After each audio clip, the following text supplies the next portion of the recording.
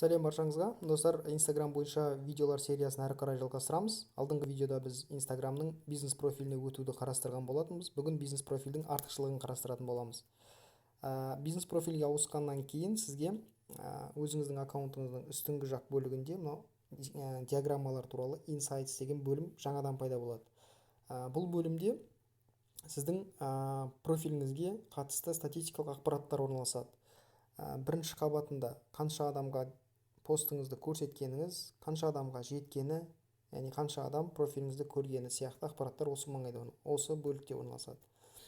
Топ посттарыңыз орналасады, инста-сториларыңыз да осы жерде орналасатын болады.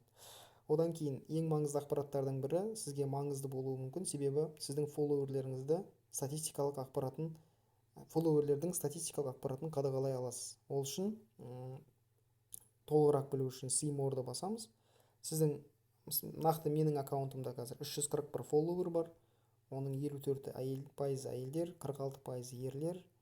Жас ерекшеліктеріне қарай 18 пен 24 және 25 пен 34 аралығында ең көп қолданушы фолловерлерім бар. Қай қалалардан, қай елден фолловерлерім бар және күннің, сағаттың қай кездерінде менің қолданушыларым белсенділік танытады, сол туралы ақпараттар көрсетілген.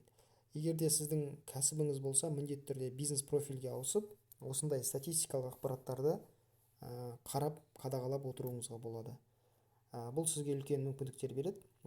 Яғни өзіңіздің статистикалық ақпараттарыңызды бір жерде ыңғайлы форматта, ыңғайлы ақпараттарды алып отыруға мүмкіндік жасайды. Сондықтан да міндетті түрде бизнес профильді қосып, статистикалық ақпараттарын пайдаланып, өзіңізге және кәсібіңізге пайдасы тиер деген үміттемін. Егер сұрақтарыңыз болса, міндетті түрде осы видеоның астына пікір ретінде қалдырыңыз.